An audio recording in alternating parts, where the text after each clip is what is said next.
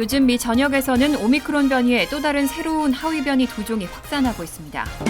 제약사 모더나가 코로나19 오미크론 변이 바이러스를 표적으로 개발된 새로운 백신의 예비 임상시험 결과를 발표하고 기존 백신과 비교해서 중화항체를 1.75배 더 생성한다고 밝혔습니다. 이달 초 일주일간의 주택담보대출 신청이 22년 만에 최소 수준으로 줄어들었습니다. 민주당이 다수를 차지하는 하원이 어제 총기 규제를 강화하는 포괄적인 법안을 통과시켰습니다. 고도의 인플레이션으로 생산비가 증가하면서 기업들은 잇따라 슈링크플레이션을 택하고 있습니다. 이상은 이 시각 주요 뉴스입니다.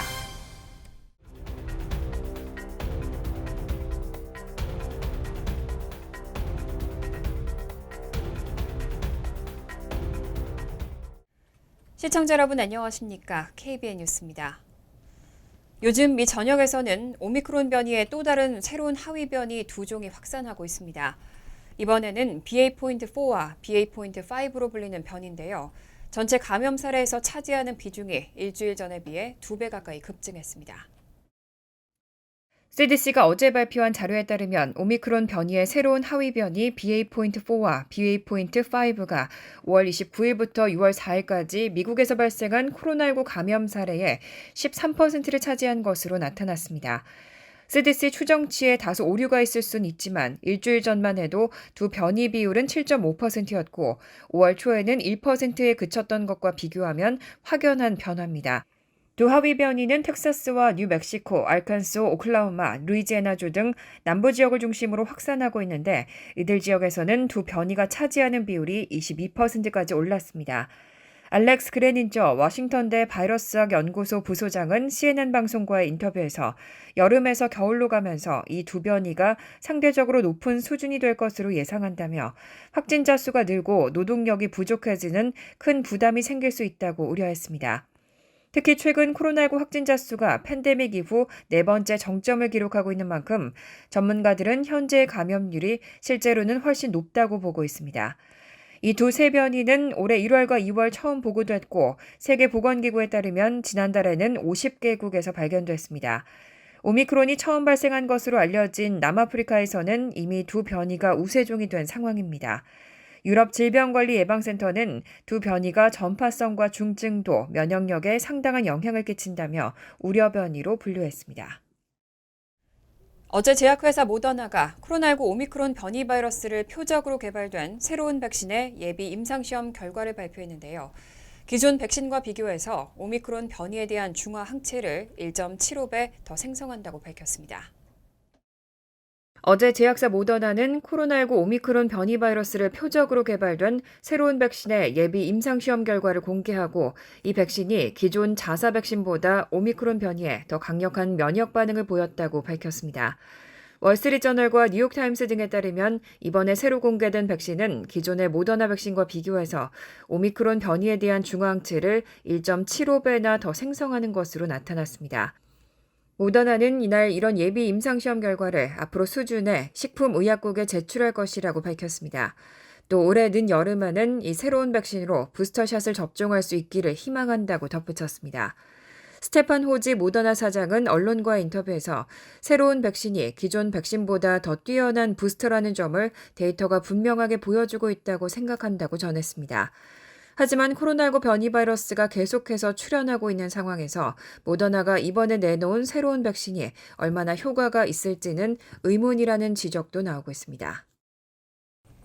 이달 초 일주일간의 주택담보대출 신청이 22년 만에 최소 수준으로 줄어들었습니다. 부동산 시장의 과열이 진정되고 있다는 신호라는 분석이 나오지만 매물 부족으로 여전히 집값은 상승세를 이어가고 있습니다. 모기지 은행협회에 따르면 지난달 28일에서 지난 3일 일주일간 모기지 신청 규모는 전주보다 6.5% 줄었습니다. 월스트리트저널은 모기지 신청 규모가 4주 연속 감소세를 이어가면서 22년 만에 최소 수준으로 줄어들었다고 보도했습니다. 새 대출로 기존 대출을 갚는 차환, 리파이낸스도 6%, 구매 활동도 7% 줄어들었습니다. 30년 만기 모기지 평균 금리는 올해 초 3.22%에서 지난주 5.09%로 크게 오른 상태입니다. 월스트리트저널은 올해 내내 고금리가 차환 수요를 짓누르고 있었지만 이제는 구매 수요 감소 징후까지 나타나고 있다며 부동산 시장의 과열이 진정되는 신호라고 보도했습니다. 다만 지난 4월 기존 주택 판매는 저조했지만 집값은 매물 부족으로 인해 상승세를 이어가고 있습니다.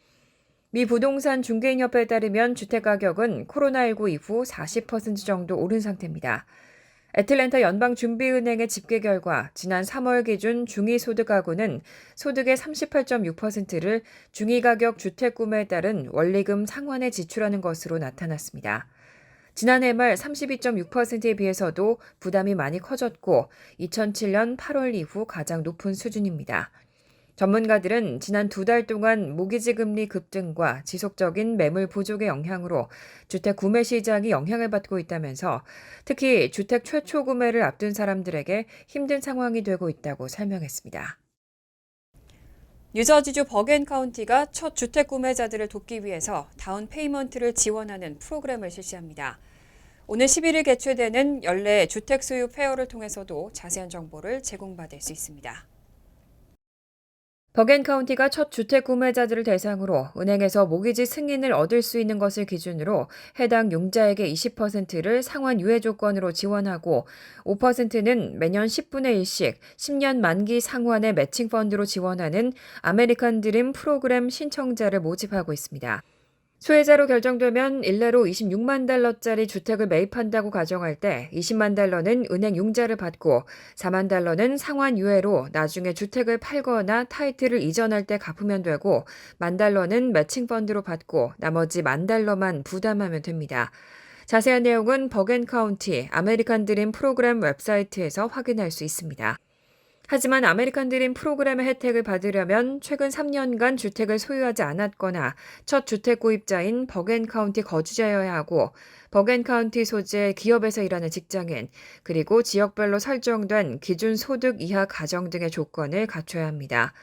한편 버겐 카운티는 오늘 11일 오전 9시부터 오후 1시까지 오버팩 파크 원형극장에서 연례 주택 소유 페어를 개최합니다.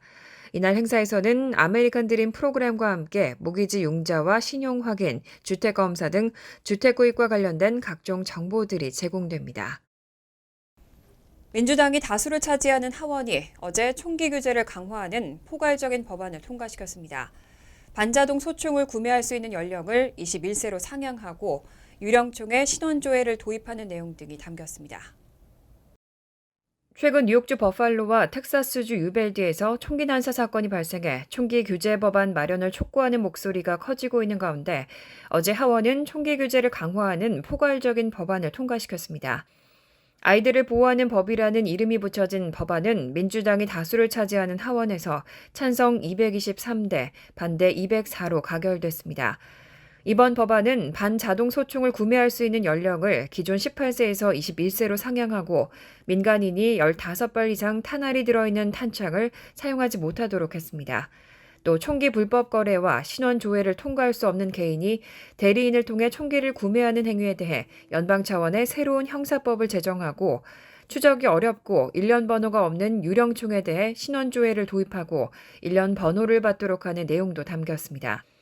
또 반자동 소총을 자동 소총으로 만들어주는 장치인 범프스탁의 민간인 소유를 금지하고 미성년자가 총기에 접근할 수 있는 가정에서 총기 보관을 더 엄격히 하는 법안도 포함됐습니다. 이어 총기 구매 시 신원 조회를 통과할 수 없다고 판단되는 흉악범 등 개인들에 대해서는 법무부가 의회에 보고서를 제출하도록 했습니다. 하지만 법안은 상원에서 저항에 직면할 것으로 보입니다. 법안에 대한 필리버스터를 극복하기 위해서는 최소 공화당 상원의원 10명이 법안에 지지해야 합니다. 질 바이든 여사가 지난 7일 로스앤젤레스 커뮤니티 칼리지 졸업식에서 인내심과 회복력을 중요시하는 연설을 했는데요. 졸업생 3명의 사례를 소개하면서 한국에서 온 이민자 가족 스티브 김 학생의 사례를 전했습니다. 바이든 여사는 어제 캘리포니아주 로스앤젤레스 커뮤니티 칼리지의 졸업식 연설에서 3명의 졸업생 사례를 소개했습니다.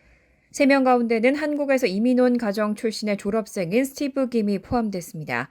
바이든 여사는 스티브가 한국에서 온 가족을 환영한 미국에 보답하기 위해 해병대에 입대해 5년간 복무했고 아프가니스탄에 파병된 후에는 외상 후 스트레스 장애 진단까지 받았지만 포기하지 않았다고 전했습니다. 그러면서 스티브가 이 대학에 등록하고 퇴역군인 지원센터와 연결돼 적절한 수업을 찾는 것은 물론 힘든 시기를 이겨낼 수 있도록 도움을 받았다면서 스티브에게 우리 모두가 당신을 응원하고 있다는 걸 알았으면 좋겠다고 격려했습니다. 이어 다른 참전 용사나 군인 가족의 졸업생이 있냐고 물은 뒤 여러분의 봉사와 희생에 감사하다고 말했습니다. 바이든 여사는 또 그래픽 디자이너로 25년간 일하다 선생님이 되기 위해 46세의 나이로 졸업장을 딴 여성과 5년 전 코트디부아르에서 미국으로 건너와 셋째 아이 출산의 진통 속에서도 시험을 마친 여성의 사례를 전했습니다. 바이든 여사는 인내심과 회복력에 관한 이 이야기들은 영감을 불러일으키는 것이라며 여러분이 걸어온 길, 여러분을 여기까지 데려온 사람들, 그 길을 따라 깨달은 교훈을 절대 잊지 말고 여러분이 어디에서 왔는지 잊지 말라며 배울 점이 언제나 있기 때문이라고 격려했습니다. 플라스틱 오염 문제를 두고 정부가 적극적인 대응 마련에 나서고 있는데요. 내무부는 앞으로 10년 동안 국립공원과 다른 공공토지에서 플라스틱 물병 등 일회용 제품의 판매를 단계적으로 중단할 것이라고 밝혔습니다. 어제 데팔랜드 내무장관은 2032년까지 일회용 플라스틱 제품을 단계적으로 폐지하는 것을 목표로 연방정부가 관리하는 4억 8천만 에이커의 토지에서 일회용 플라스틱 제품과 포장의 구매, 판매, 유통을 줄이도록 지시했습니다. 또 퇴비 활성 또는 생분해성 재료 또는 100% 재활용 재료와 같은 일회용 플라스틱에 대한 대안을 식별하도록 지시했습니다. 할랜드 장관은 국립공원과 국립야생동물 보호구역을 포함한 공공토지의 관리자로서 그리고 물고기, 야생동물, 식물들의 서식지 보존과 관리를 책임지는 기관으로서 내무부는 지구를 위해 더 잘할 수 있는 독특한 위치에 있다고 전했습니다. 이번 명령은 국립공원들이 플라스틱 물병 판매를 금지하는 것을 막았던 2017년 트럼프 행정부의 정책을 근본적으로 뒤집은 겁니다. 수년 동안 이런 조치를 촉구해온 환경단체들은 바이든 정부의 발표를 환영했습니다. 입소스가 2021년 11월 실시한 전국 여론조사에서 미국 유권자의 80% 이상은 국립공원에서 일회용 플라스틱의 판매와 배포를 중단하는 것을 지지할 것이라고 대답한 것으로 나타났습니다. 한편 매년 생산되는 3억 톤 이상의 플라스틱 중 적어도 1,400만 톤은 바다에 벌어지는데 플라스틱은 수면에서 심해 퇴적물에 이르는 모든 해양 쓰레기의 80%를 차지하는 것으로 알려져 있습니다. 미 증권거래위원회가 주식거래 방식에 큰 변화를 예고했습니다. 개인 투자자들의 공정한 거래를 위해서 주식 주문을 중개하는 기관을 정할 때 경쟁 입찰 방식을 제한한 겁니다. 로빈훗과 같은 플랫폼들에는 악재가 될 것으로 보입니다. CNN, NBC 등 언론에 따르면 게리 갠슬러 미 증권거래위원회 위원장은 어제 투자은행 파이퍼 샌들러가 주최한 컨퍼런스에서 개인 투자자들에게 보다 공정한 거래가 이루어지도록 할 것이라며 주식 거래 방식에 큰 변화를 예고했습니다. 이날 갠슬러 위원장 제안의 핵심은 개인 투자자들이 더 나은 가격으로 거래할 수 있도록 주식 주문을 중개하는 기관을 정할 때 경쟁 입찰 방식을 도입하는 방안입니다. 사안에 정통한 관계자들은 올가을 정식 제안으로 이어질 전망이라고 전했습니다. 갠슬러 위원장은 개인 투자자들에게 최고의 가격을 제공하기 위해 모든 시장 참여자들 사이에서 완전한 경쟁을 보장하는 것이라고 강조했습니다. 이런 제안은 밈 주식 열풍을 일으킨 미국의 주식거래 플랫폼 로빈후드의 주요 수익원인 투자자 주식 주문 정보 판매 행위에 대한 제재가 필요하다는 시각에서 나온 겁니다. 로빈후드는 수수료가 없는 중개 앱을 운영하고 있지만 고객의 주문 정보를 초단타 매매를 하는 시타델 증권과 같은 증권거래 회사에 보내고 대가를 받아 수익을 창출해왔습니다. 증권거래위원회는 로빈훗과 TD 아메리트레이 등 플랫폼의 이런 투자자 주식 주문 정보 판매 관행을 면밀히 조사한다는 계획입니다. 고도의 인플레이션으로 생산비가 증가하면서 기업들은 잇따라 슈링크플레이션을 택하고 있습니다. 소비자들이 쉽게 반발할 수 있는 가격 인상 대신 용량을 줄이는 방식인데 전 세계적으로 확산하는 추세입니다. 어제 AP통신은 고도의 인플레이션에 따른 생산비 증가로 기업들이 가격 인상 대신 용량을 줄이는 슈링크플레이션이 전 세계적으로 확산하고 있다고 보도했습니다. 슈링크플레이션은 규모나 양을 줄인다는 뜻의 슈링크와 물가 상승을 뜻하는 인플레이션의 합성어입니다. 가격은 유지한 상태에서 용량을 줄이기 때문에 기업은 비용을 절감하지만 소비자 입장에서 보면 가격 상승이나 마찬가지입니다. S&P 글로벌에 따르면 전 세계 소비자 물가는 지난달 7% 상승한 것으로 추정되는데 9월까지는 계속될 것으로 전망되고 있습니다. 소비자 옹호 활동가인 에드거 드워스키는 고객이 가격을 인상하면 바로 알아차리지만 용량을 줄이기까지 추적하진 않기 때문에 기업에게는 슈링크플레이션이 매력적인 정책이라고 말했습니다. 그런데 문제는 가격을 한번 인상하거나 용량을 줄이면 인플레이션이 완화하더라도 원상 회복이 잘 되지 않는다는 점입니다. 드워스키는 제품 크기가 줄어들면 종종 그 상태로 유지된다며 용량을 늘리는 것은 드문 일이라고 전했습니다. 간추린 소식입니다. 노동부는 지난주 신규 실업수당 청구 건수가 22만 9천 건으로 집계됐다고 오늘 밝혔습니다. 전주보다 2만 7천 건 늘어 3주 만에 증가세로 전환했고 지난해 7월 이후 가장 큰 증가폭입니다. 전문가 전망치 20만 6천 건도 상회했습니다. 최소 2주 이상 실업수당을 신청하는 계속 실업수당 청구 건수는 131만 건으로 변동이 없었습니다. 다만 메모리얼데이 연휴가 있었던 지난주 청구 건수 증가는 통계 계절 조정 과정에서 벌어진 일시적인 현상일 수 있다고 마켓원치는 분석했습니다. 뉴욕주 금융서비스부는 어제 스테이블 코인을 발행하는 가상화폐 사업자들에게 지급 준비금을 쌓아두고 매월 회계감사를 받도록 요구하는 새로운 규정을 발표했습니다. 새 지침은 스테이블 코인 발행업체가 지급 준비금을 완전히 갖추고 이를 투자자들에게 교환해 줄 수 있어야 하며 지급 준비금은 코인 발행업체의 보유 자산과 구분되어야 한다는 내용 등도 담겨져 있습니다. 뿐만 아니라 코인 발행업체들은 독립된 공인 회계사로부터 매월 감사를 받아 그 결과를 당국에 제출해야 합니다. 2020년 뉴저지주에서 순찰차를 타고 비상 출동하다 60대 한인 여성을 지어 숨지게 한 경관이 무죄 판정을 받았습니다.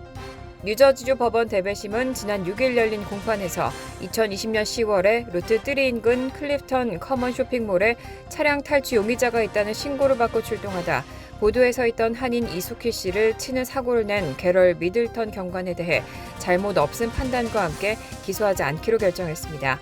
뉴저지주 검찰은 조사 결과 해당 경관이 어떤 의도나 잘못으로 사건을 저지른 것을 발견하지 못했고 이런 조사 결과가 대배심에 제출되면서 과실부재 판정이 나온 겁니다.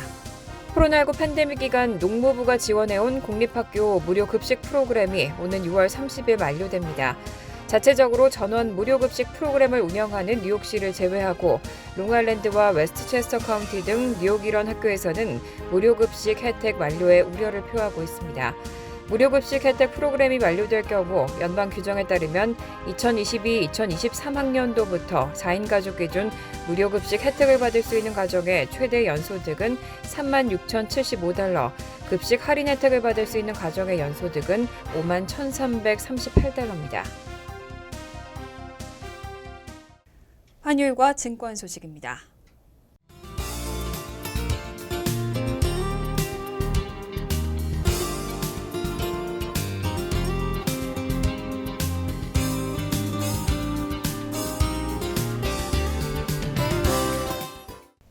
이어서 날씨입니다.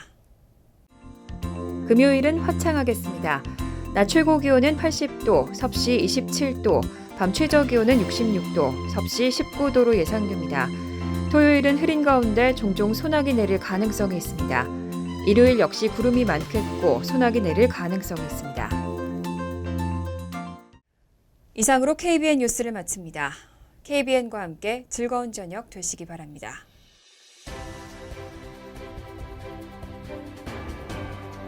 미 동부 최대 한인방송 KBN이 제작하는 KBN 뉴스는 웹사이트 mykbn.com 그리고 유튜브와 페이스북에서 다시 보실 수 있습니다. 좋아요, 구독, 알림 설정은 뉴스 제작에 큰 도움이 됩니다.